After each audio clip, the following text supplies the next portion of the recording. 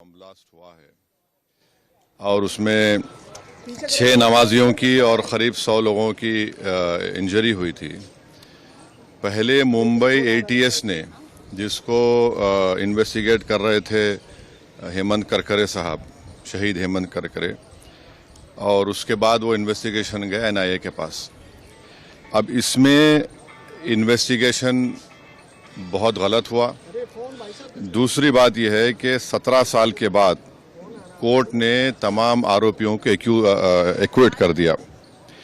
हमारा पहला सवाल मोदी सरकार से और महाराष्ट्र की बीजेपी सरकार से है कि जिस तरह वो लोग अपनी बेचैनी का इजहार किए थे और ऐसा लग रहा था कि उनके जिस्म में कोई बहुत बड़ी चीज़ चुभ चुकी है, वो सुप्रीम कोर्ट भागकर मुंबई के जो ट्रेन ब्लास्ट में उन्होंने सुप्रीम कोर्ट भागे थे, सुप्रीम कोर्ट को गए, वहां पर जाकर उन्होंने उस जजमेंट पर स्टे लिया।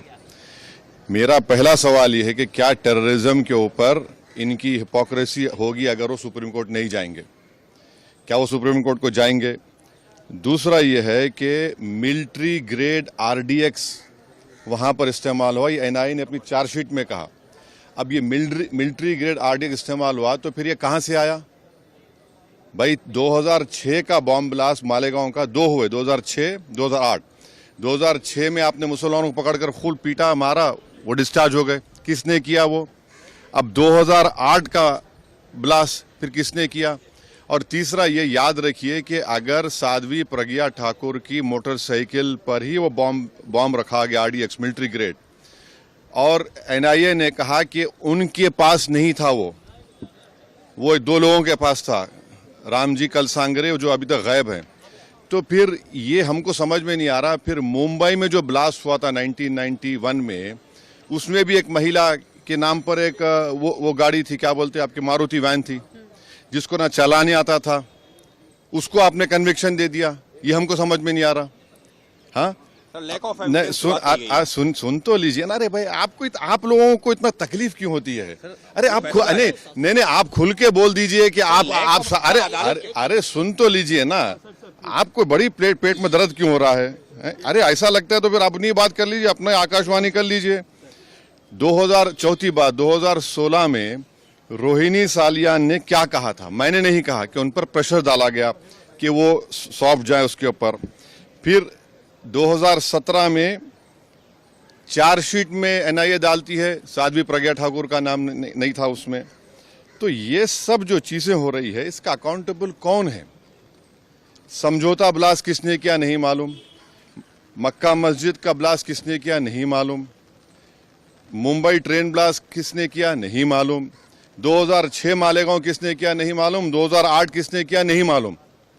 तो फिर कौन है? अगर वाकई में जिन लोगों ने ये किया है वो तो खुले फिर रहे हैं। फिर हम मोटा मोटा सवाल यही कर रहे हैं कि क्या मोदी सरकार, क्या महाराष्ट्र की सरकार सुप्रीम कोर्ट जाकर इस जजमेंट पर स्टे लगाएगी, नहीं लगाएगी? आतंकवाद से मुकाबला करने का दोहरा रवैया नहीं हो सकता। और जो मरने वालों का क्लोजर नहीं हुआ, चाहे वो मुंबई ट्रेन ब्लास्ट हो, चाहे समझौता हो, मालेगांव 2006 हो, मालेगांव 2008 हो, मक्का मस्जिद हो, अजमेर ब्लास्ट हो, इसका क्लोजर नहीं हुआ पीड़ित परिवार के लिए, जो अपने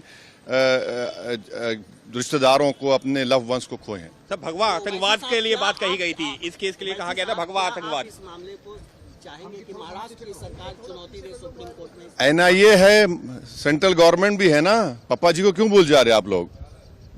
एनआईए भी तो है। एनआईए किसके अंडर काम करती है? एनआईए तो गवर्नमेंट ऑफ इंडिया के अंडर काम करती है। रोहिणी सालियान का स्टेटमेंट है, मिलिट्री ग्रेड अगर आरडीएक्स इस्तेमाल हो रहा है तो भाई साहब ये कहां से आया? ये बड़ा सवाल है। सर भगवा देखिए, छोड़िए ना, सुनिए हमारी बात को। आपको एक ही रट लगा हुआ है। नहीं, सुन लीजिए ना, सुन लीजिए एक बात सुनिए। अच्छा, तो इसका मतलब आप हेमंत करकरे को गाली दे रहे हैं? बोलिए खुल के आप लोग, जिसने अपनी जान इस देश के लिए दे दी, बोलिए हेमंत करकरे झूठा था। अरे आप एक बात समझिए कि हमारी एनआईए एक प्रीमियर इन्वेस्टिगेटिव एजेंसी है। उनका अगर इस तरह का रवैया रहेगा तो इंटरनेशनल लेवल पे क्या असर पड़ेगा, इसको आपको जानना चाहिए। आपको जानना चाहिए in the context of Pulwama also. सब चीज आपको देखना पड़ेगा। लेकिन कल ही गृह मंत्री ने हाउस में साफ कहा है कि कोई भी हिंदू आतंकवादी। हाँ, तो आप कह रहे हैं कि वो सुनकर जजमेंट आया? मैं नहीं कह रहा हूं, आप कह रहे हैं, वही कहना चाह रहे हैं कि आप नहीं आप नहीं अरे छोड़िए ना। महात्मा गांधी को मारने वाला कौन था? चीनी था, है? राजीव गांधी को मारने वाला कौन था? इंदिरा गांधी को कुछ ने मारा? सब छोड़िए ना, आप लोग बहुत हम बोल सकते। ये हम आपको कह रहे हैं कि क्या भारत सरकार, मोदी सरकार, क्या महाराष्ट्र की सरकार, वो जो लोग मरे हैं, चाहे वो ट्रेन ब्लास्ट में हो, आपने चले गए सुप्रीम कोर्ट जाकर रुका दिया आपने, इनका क्या करेंगे? मालेगांव 2006 किसने किया, 2008 किसने किया? बेचारा सबसे शरीफ आदमी पता। हाँ, मैं बदमाश जी कहेंगे दीदी, शादी प्रज्ञा सहित बरी हो गए। मैं इस बात पे इतनी खुश हूँ कि मेरे पास लफ्ज नहीं, क्योंकि मैं जब प्रज्ञा नासिक की जेल में थी तो मुझे एक पुलिस अधिकारी, महाराष्ट्र पुलिस अधिकारी के जरिए पता लगा कि प्रज्ञा का बहुत टॉर्चर हुआ है। कोई प्रज्ञा से मिलने नहीं जाता था, तब मैं प्रज्ञा को मिलने गई हूँ नासिक की जेल में, और जब प्रज्ञा मिली तो मैं फूट फूट के रोई। और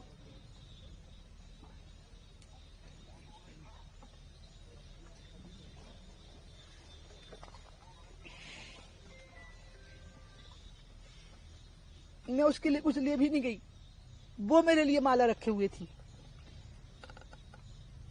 और मैं रो रही थी और वो मुझे चुप करा रही थी, क्योंकि जो मैंने उसके बारे में सुना था एक पुलिस अधिकारी के द्वारा, उसने कहा हाँ दीदी ये सब मेरे साथ हुआ है। वो इतना शर्मनाक था, इतना यातनादायक था कि बड़ी मुश्किल से कोई स्त्री उस प्रताड़ना को झेल सकती थी। आप सोच नहीं सकते हैं कि आज मुझे कितना आंतरिक शांति प्रदान करने वाला ये फैसला है। लेकिन अब मैं ये चाहती हूँ कि पी चिदम्बरम, दिग्विजय सिंह, राहुल गांधी, वामपंथी, समाजवादी और कांग्रेस पार्टी के वो सब नेता जो भगवा आतंकवाद शब्द को गढ़ करके उसको सत्यापित कर रहे थे, आज उनकी चौराहों पर खड़े करके कौन सी सजा होनी चाहिए? अब मैं ये जानना चाहती हूँ, देश की जनता जानना चाहती है। उन पे भी मतलब कार्रवाई की जानी कार्रवाई नहीं, असामान्य कार्रवाई करनी चाहिए, साधारण कार्रवाई नहीं। और ये अपील करने की बात कांग्रेस के नेता कह रहे हैं कि सुप्रीम कोर्ट में अपील करनी चाहिए, जैसे बॉम्बे ब्लास्ट की गई थी। ये इन सब बातों पर तय होगा कि जिस एजेंसी ने जांच की है वो क्या फैसला करती है।